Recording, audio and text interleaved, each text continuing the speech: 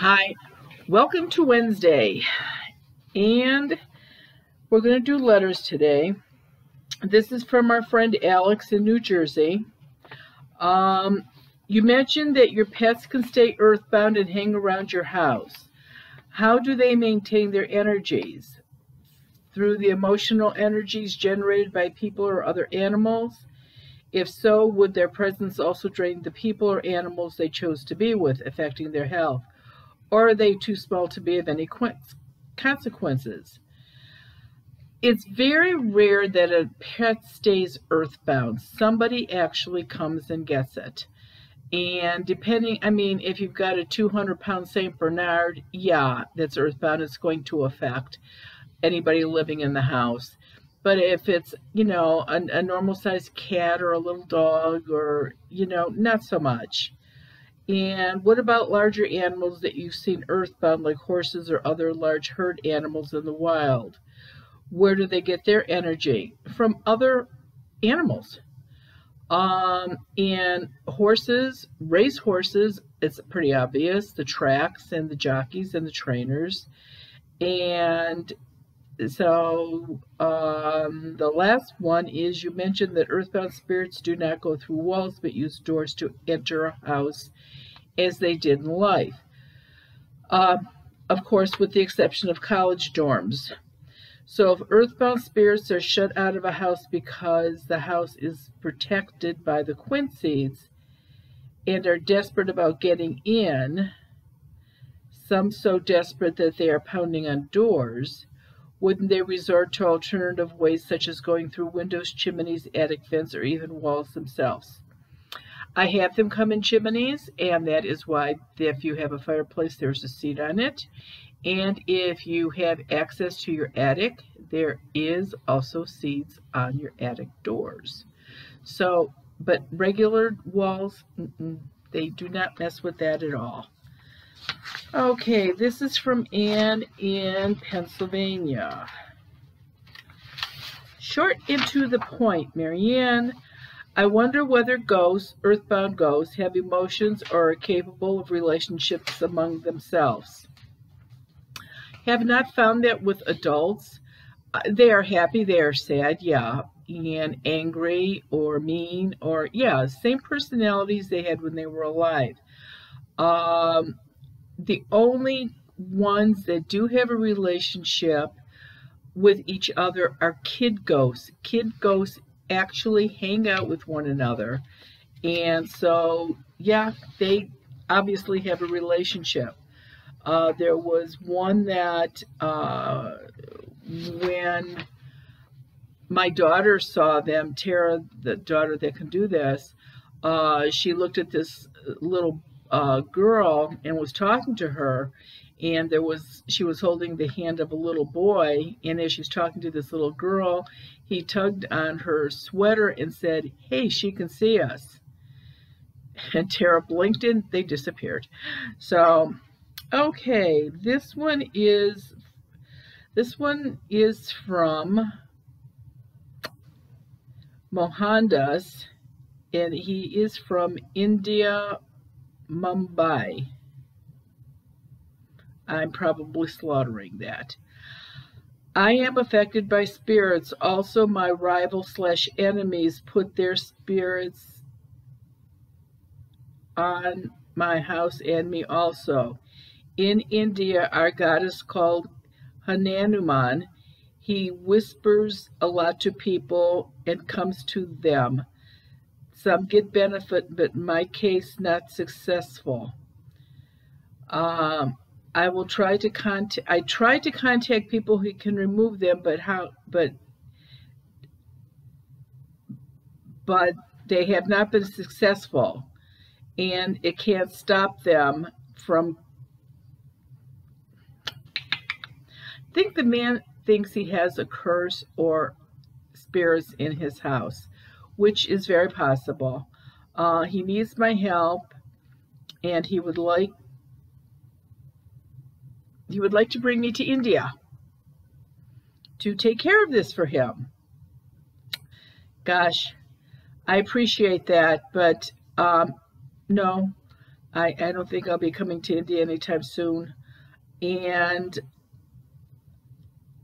I think, I don't know what the equivalent of a smudge stick is in India. I'm sure there's probably something, but I do not know what. That would work. I'm sure you must have a holy man that could come and bless the house. With the negative energy, try using sea salt and see if that doesn't help get rid of some of the negative energy. That's the best I can do.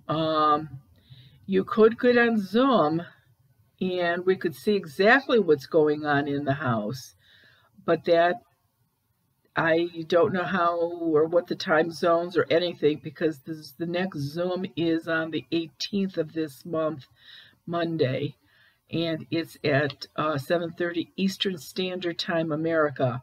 So I'm not quite sure what time that would be in India, but I just can't help you. You're just a little too far away for me to be efficient or be able to do this. Okay, this is Yvette, and she is from Michigan. I live in an 1800s house that I gutted and rehabbed in the last 3 years. I have obvious ghost activity. It started with electrical disturbances and has progressed. Some examples of recent activity are: 1. A bracelet I lost and broke in Maui showed up in a container of lemonade in my refrigerator. I had been out of town and came home and poured the lemonade in a glass, and the bracelet was at the bottom. I live alone and have a house alarm. 2. Food has been missed or left in weird patterns. For example, I had a large bowl of Tootsie Rolls that I had just filled and left it out. When I woke in the morning, it was empty. No wrappers found anywhere. And then candy bars were lined up in the refrigerator in unusual patterns. And 3, lights go on and off during all hours. Had wiring checked and it is okay. Ceiling fan light will go in the middle of the night. Downstairs lamps go on and off. What do I do? Well, you obviously have a lot of activity. 1800s, heaven only knows what's in the house. I'm curious about the candy, though, because they don't eat. So I hate to think where you're going to find that stash of Tootsie Rolls. You know, the same thing. Smudge, have the house blessed. Michigan, you're only one state over. Show up on Zoom. And let's see if we can figure out who it is or what they look like. You know, maybe it's somebody from the 1800s that loved the house and never moved out. But you've got, obviously, a lot of activity going on here. And living alone, that tells me that you are getting the brunt of having the energy taken off of you, you know, removed from you. So I would try to do something. Okay, this is Renee from Indiana. Marianne, my husband is only 49 years old, but has had a heart attack, and I just feel he is not well. We are not traditional people, but we have talked about what to do very briefly. He doesn't want a funeral. My fear is if there is no official funeral, how do spirits cross over? My husband has a lot of inner turmoil now. I'm so afraid that he will not know how to cross without a funeral. I worry about this a lot. Please help. A lot of people choose not to have a viewing or a funeral, and especially now with the COVID. The second he takes his last breath, the white light will be there for him. He will start to see people in the light that had passed on before him, and they will be motioning him, come on, come on, come in. Do not worry about it. If that is what he wants, and he wants no funeral, then he will cross over probably very shortly after he dies, and he will be where he needs to be. So you don't have to worry about it. If you go ahead with the funeral, that might really upset him where he wouldn't want to go. Believe me, people have their mindset, what kind of funerals they want. And if they're changed, some of them can get pretty picky about that. This is from Naomi in Kentucky. My daughter and I have experienced several episodes that we cannot explain. The last experience was our ghost talking. Is this possible? Yes, ghosts can talk, and some people can actually hear them talk. A pretty common one is parents hearing babies cry in the middle of the night. And they jump out of bed thinking their infant or their toddler is crying and they're sound asleep.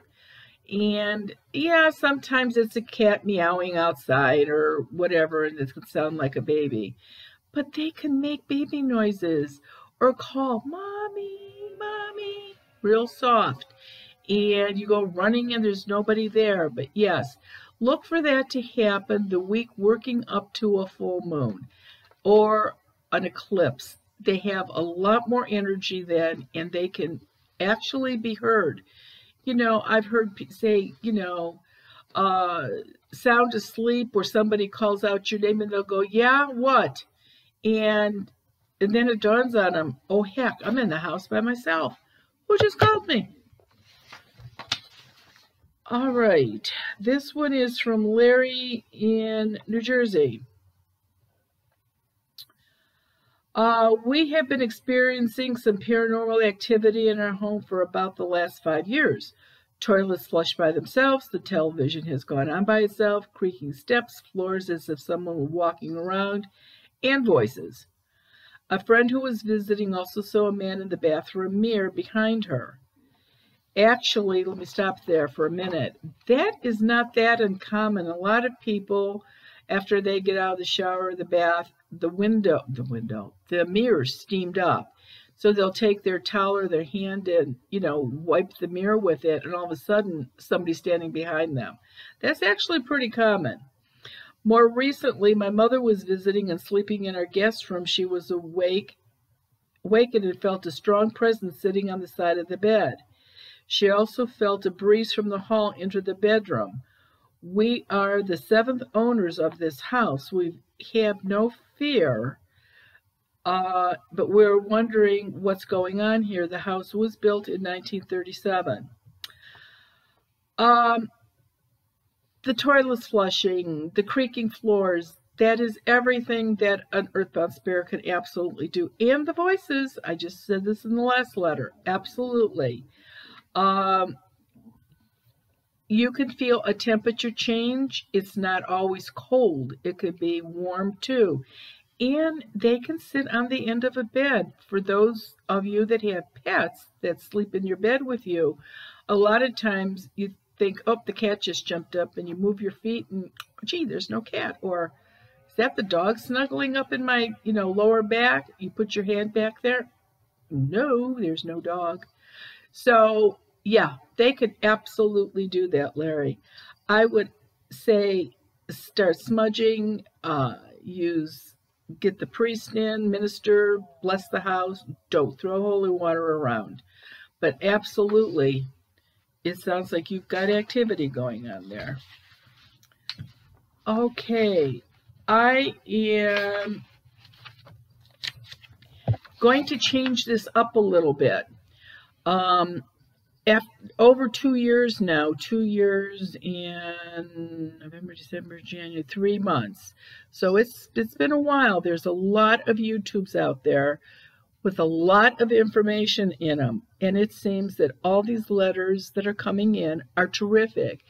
But it's always call a priest, call a minister, smudge the house, sea salt. Every one of you that have a problem can go back through the YouTubes and find an answer to what your problem is. So what I'm going to start doing on a couple of the Wednesdays in the month, I will keep answering letters, ones that don't seem to be repeating themselves. And I realize that when it's happening in your house, you think you're the only one. But believe me, which if you've been listening to these for a while, you realize you are not the only one. But what I'm going to start doing for a couple of the Wednesdays is talk about houses that I have done work for or in or businesses. And I think people like to hear those, plus the fact I usually talk about those a lot at events, which I obviously have not been doing. So I will definitely start talking about some of them. And if I've done your house or your business and you think it was unique and you would like me to talk about your business or your house, then drop me a quick note and say, go ahead, use it. And I will not use the city, the state, or your real names. Let's protect the dead and the living. But I think it'll be fun. Just change it up a little bit. I'm reading these and I'm getting bored. So I imagine you are too. So let's see if we can change this around a little bit. Again, if you've really got a pertinent question, please send it in. I will be answering questions too, but I am definitely going to try to see how this works. Okie dokie. Listen, have a good week, and I will see you next Wednesday. Thanks a lot.